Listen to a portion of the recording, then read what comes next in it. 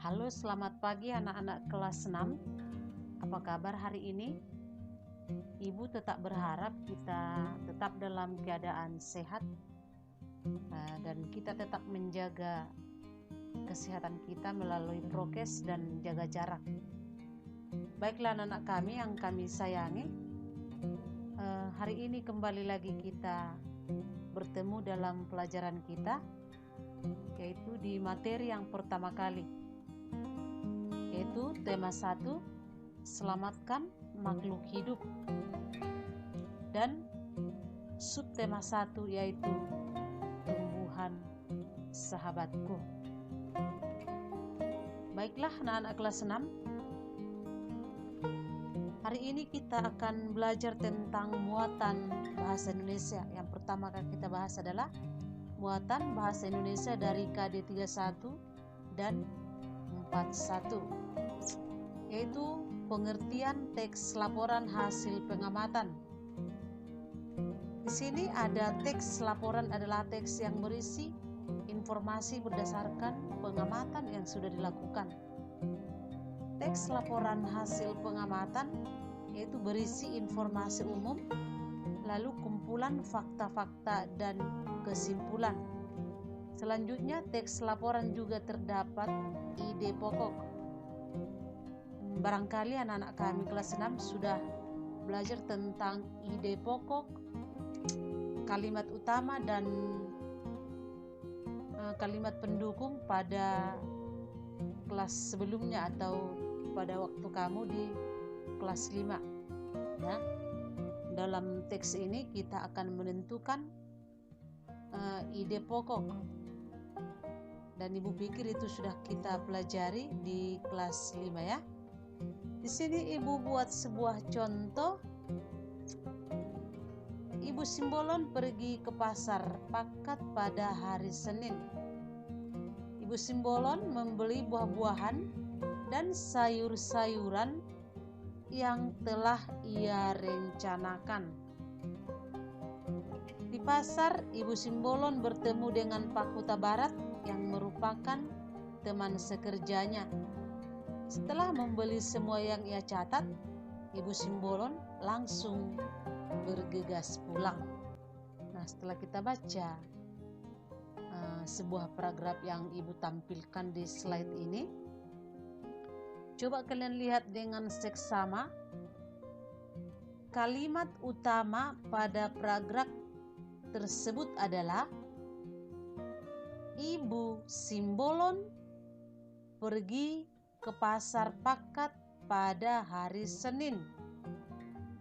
Nah, itu adalah kalimat utama.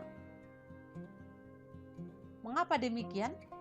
Karena kalimat selanjutnya yaitu Ibu Simbolon membeli buah-buahan dan sayur-sayuran dan seterusnya sampai selesai, ya, itu menjelaskan aktivitas Ibu Simbolon di pasar. Paham?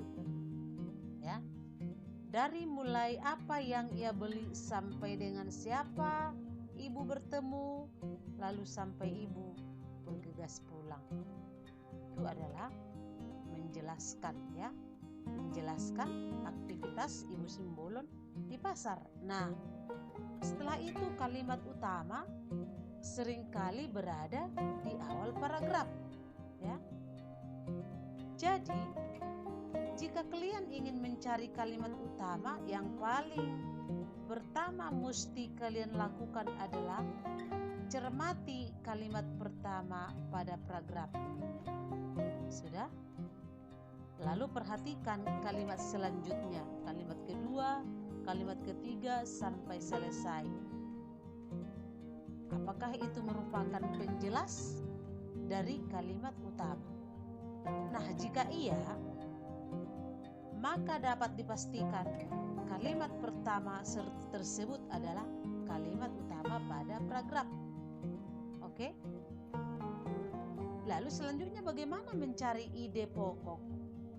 Jadi sudah kita dapat kalimat utama, tentu saja kita akan gampang mencari ide pokok, ya. Apa Apa itu ide pokok? Nah, anak-anak kami, ide pokok itu pun sudah kalian pelajari di kelas 5. Kalau ide pokok itu sering disebut dengan gagasan utama, ya. Ide pokok itu sama dengan gagasan utama, berarti gagasan yang menjadi pokok pengembang paragraf, ya. Oke, ide pokok dalam paragraf adalah inti atau pokok permasalahan yang terdapat dalam sebuah paragraf.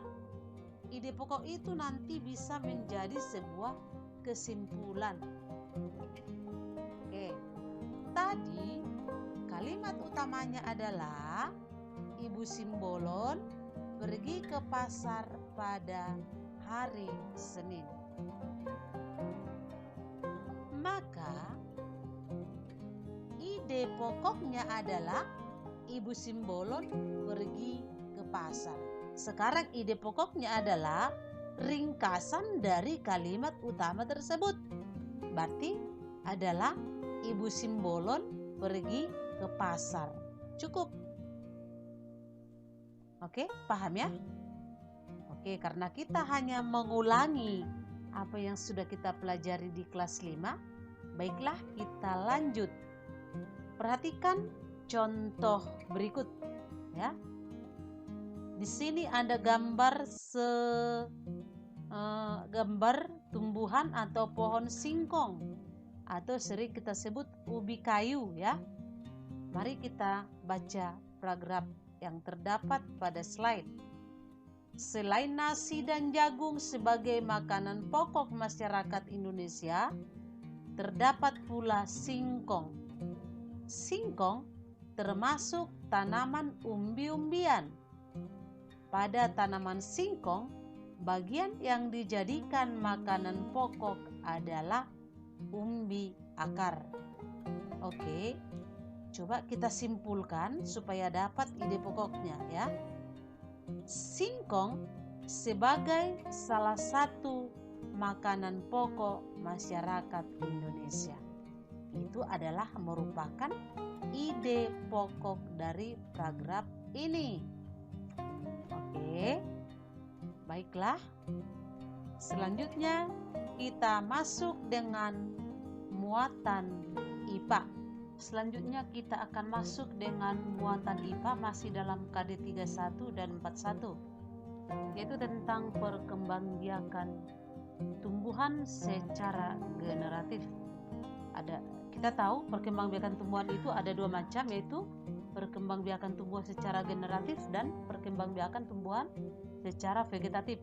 Nah, yang akan kita bahas kali ini adalah perkembangbiakan generatif, yaitu perkembangbiakan yang terjadi melalui peleburan sel kelamin jantan dan sel kelamin betina, ya. Coba perhatikan di sini ada bunga yang memiliki benang sari dan putik, ya. Di mana benang sari itu adalah merupakan sel kelamin jantan dan putik itu adalah merupakan sel atau alat kelamin betina. Oke, alat perkembangbiakan pada tumbuhan adalah bunga. Nah, selanjutnya coba perhatikan pada slide perkembangbiakan generatif pada tumbuhan dimulai dengan peristiwa penyerbukan, ya. Di mana serbuk sari jatuh di atas kepala putik. Itulah yang disebut dengan penyerbukan atau perkawinan pada tumbuhan atau pada bunga. Lihat gambar, ini adalah benang sari. Ya, ini juga benang sari. Di dalam benang sari ini adalah serbuk sari. Nah, serbuk sari inilah nanti yang akan jatuh dan menempel di atas kepala putik. Kenapa serbuk sari ini bisa jatuh di atas kepala putik? Itu nanti dibantu oleh angin misalnya, ya. Ada juga serbuk sari jatuh di atas kepala putik dibantu oleh air atau juga dibantu oleh serangga. Nah, seperti itu kira-kira, ya. Lalu setelah serbuk sari jatuh di atas kepala putik, terjadi peristiwa pembuahan, ya. Pembuahan akan menghasilkan zigot. Lalu zigot tumbuh menjadi embrio atau tunas tumbuhan di dalam biji ya. Tunas tumbuh di dalam biji. Lalu biji ini nanti akan dilindungi oleh buah atau biji berada di dalam buah. Nah, jika buah pada tumbuhan ini sudah matang, seperti misalnya buah mangga, jika sudah matang, lalu buah itu akan kita makan. Lalu bijinya kita tanam ya. Kita tanam misalnya di dalam tanah, lalu akan tumbuh. Ini dia sudah mulai ada kecambah.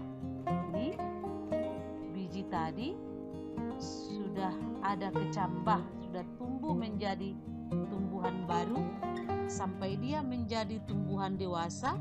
Setelah tumbuhan itu menjadi dewasa, akan berbunga, dan bunga ini nanti terjadilah penyerbukan seperti ini.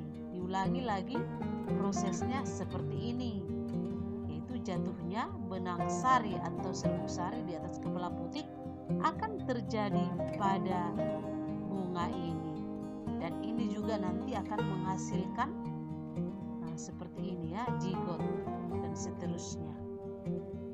Ya. Itu adalah perkembangbiakan generatif atau perkawinan pada tumbuhan. Baik, sampai di situ paham ya?